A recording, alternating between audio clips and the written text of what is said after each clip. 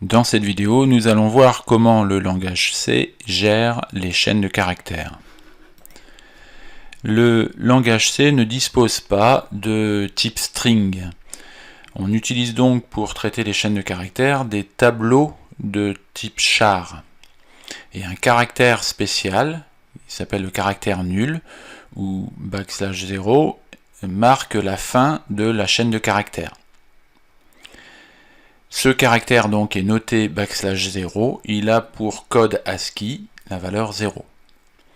Ce caractère est soit ajouté automatiquement par le compilateur, soit c'est le programmeur qui doit l'ajouter à la fin de son tableau. Voici un exemple de représentation de chaîne de caractères. First name qui contient 5 caractères, J, O, H, N. Donc on a 4 lettres plus un caractère de fin de chaîne de caractères. La même chose pour une autre définition de chaîne de caractères. Minor, 1, 2, 3, 4, 5 lettres, plus le caractère de fin de chaîne. On peut le voir ici, la représentation sous forme de tableau. Une autre méthode de définition, other, on ne donne pas le nombre de caractères de la chaîne, c'est le compilateur qui va se charger de compter le nombre de caractères. Donc là on aura 1, 2, 3, 4, 5, 6, 7, plus le dernier caractère, le caractère 0, ce qu'on peut retrouver ici au niveau du tableau.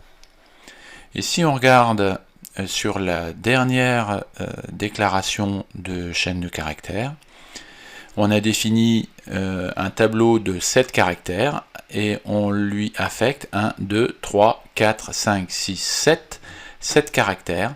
On peut regarder, on peut s'apercevoir qu'ici, il n'y a pas de caractère de fin de chaîne, donc ça risque de poser un problème lors de l'affichage, lors de la gestion des chaînes de caractères.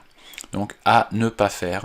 Il est préférable d'utiliser la troisième version de déclaration.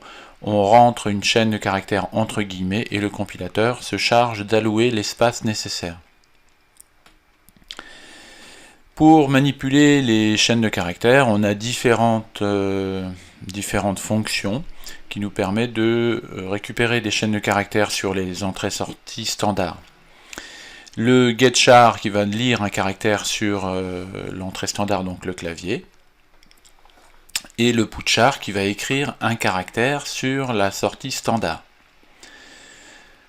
Un exemple de programme qui recopie un caractère de l'entrée standard sur la sortie standard. Donc tant que le caractère est différent de EOF, on affiche le caractère, putChar, on sort le caractère sur la sortie standard, et juste après, on lit le caractère sur l'entrée standard. Voici la version ici, plus compacte, tant que C égale getChar différent de EOF, on fait putChar. Les fichiers stdin et stdout correspondent aux entrées standard et sorties standard. Tous les programmes lisent ou écrivent sur ces fichiers et par défaut, stdin et stdout sont les claviers pour l'entrée et l'écran pour la sortie. Maintenant, on va s'intéresser à l'affichage à l'écran des chaînes de caractères. Donc soit on affiche caractère par caractère avec le format %C, ou alors en utilisant la fonction putChar, ou alors plus simplement avec le format %S, ou alors la fonction puts. Un exemple de code avec un tableau de 6 caractères qui contient la chaîne minor. On a la représentation sous forme de tableau. On a bien nos 5 caractères qui représentent la chaîne minor, plus le 6e qui représente la fin de chaîne. Sur cette ligne, lastName 3 égale \0. On positionne le caractère 0 sur la case 3 du tableau. Ça a pour effet, lorsque l'on fait l'affichage de la chaîne de caractères, d'afficher la chaîne de caractères jusqu'à ce que l'on rencontre le caractère 0. Donc là, on affiche MIN. À la différence d'un affichage quand le backslash 0 est positionné derrière le R. Là, on affiche MINOR. Étant donné qu'un 0 est positionné juste derrière le N, l'affichage ne va pas plus loin que le N. Un autre exemple d'affichage de cette chaîne de caractères, le code précédent faisait un affichage caractère par caractère.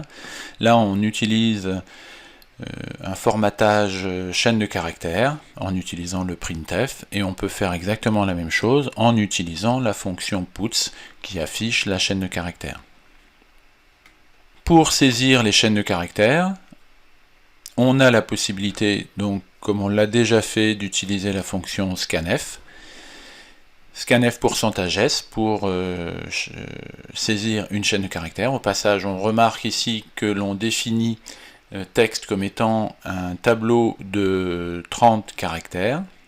Dans le scanf, on ne passe pas l'adresse de texte, mais on passe juste le nom du tableau texte qui correspond à l'adresse en fait de la première case du tableau. Scanf ne permet pas la saisie d'une chaîne comportant des espaces. Les caractères saisis à partir de l'espace ne sont pas pris en compte. Si on veut saisir une chaîne contenant des espaces, il faut utiliser la fonction gets. Avec ce code, on peut voir l'utilisation d'une fonction strcpy qui nous permet de faire une copie de chaîne de caractères. Attention, les chaînes de caractères peuvent être affectées lors de l'initialisation avec le caractère égal, mais pas pour être copiées. Il n'est pas possible de copier une chaîne de caractères avec l'opérateur égal. On utilise obligatoirement la fonction strcpy. Et voici maintenant un ensemble de fonctions qui permettent de manipuler les chaînes de caractères qu'on va retrouver dans string.h ou stdlib.h. Donc la première c'est str4 qui va concaténer deux chaînes de caractères. strcpy qui va nous permettre de copier la première chaîne dans la deuxième. strncpy qui va faire la même chose mais qui va copier dans la limite d'un certain nombre de caractères. strcmp qui va comparer les deux chaînes de caractères, qui renvoie un nombre qui est positif si la chaîne 1 est supérieure à la chaîne 2, négatif si la chaîne 1 est inférieure, et nul si les chaînes sont identiques. Si on veut comparer deux chaînes, si elles sont identiques, le résultat est nul. strlen qui renvoie la longueur d'une chaîne passée en paramètres. Par exemple, si on passe en paramètre à strlen une chaîne qui contient bonjour, elle retournera 7, qui est la longueur de la chaîne de caractères. Atoi, qui permet de convertir une chaîne de caractères passée en paramètres en un entier. Dans ce cas-là, la chaîne que l'on passe en paramètres ne doit contenir que des caractères représentant des chiffres. Un exemple d'utilisation des différentes fonctions qui travaillent sur les chaînes de caractères. Dans ce programme, on inclut string.h pour utiliser les fonctions travaillant sur les chaînes de caractères. ctype pour utiliser une fonction toUpper pour passer en majuscule. On définit différentes chaînes de caractères, midi, avant, soir. Tant que le texte de i égale getchar différent de EOL, là on va saisir un caractère que l'on va mettre dans le texte de i, et on va saisir tant que le caractère n'est pas la fin de ligne, end of line, donc le caractère entrée. Une fois qu'on a saisi le texte, il est affiché. Ensuite, on va pouvoir utiliser la fonction strlen pour mesurer la longueur de la chaîne S. On peut voir ici que S est un tableau de 9 caractères, mais on lui affecte dedans une chaîne qui ne contient que 4 caractères. Donc ça va retourner 4. Ensuite, pour i est égal à 0 tant que i est inférieur à L, on fait un putchar, toUpper S de i. Ça a pour effet d'afficher les caractères, et le toUpper va, pour chaque caractère de la chaîne S, donc M, I, D, I, les passer en majuscule. C'est ce que l'on voit en commentaire. str4 va nous permettre de concaténer, de copier à la fin de notre chaîne de caractères U le caractère moins. Ensuite, on concatène sur la chaîne de caractères U la chaîne de caractères S, ce qui fait que U devient avant midi. Et on va utiliser une fonction de comparaison, strcmp de U et de S, donc on va comparer U et S, et si le résultat est supérieur ou égal à 0, alors on affichera il y a une erreur. Donc la chaîne U avant midi, considérée comme inférieure à midi, alors ça semble surprenant, mais on ne compare pas la longueur des chaînes, mais on compare les différents caractères de la chaîne. Et le caractère A, le premier caractère, a une valeur moins importante dans la table des caractères ASCII que le caractère M. Ce qui fait que pour le langage C, la chaîne avant midi est considérée comme étant de valeur inférieure à la chaîne midi. Il ne faut pas trop le prendre comme étant une comparaison numérique, mais c'est une méthode de comparaison de chaînes, qui est très utile quand les deux chaînes sont identiques, la valeur est 0, et ça nous retourne une valeur inférieure à 0 ou supérieure à 0 quand les chaînes sont différentes.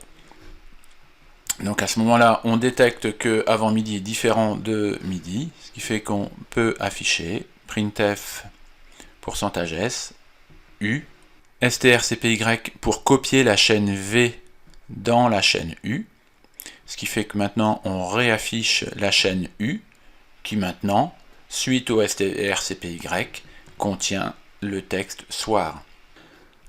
L'écriture de cette boucle while pourrait être un petit peu moins compacte et certainement plus claire sous cette version-là.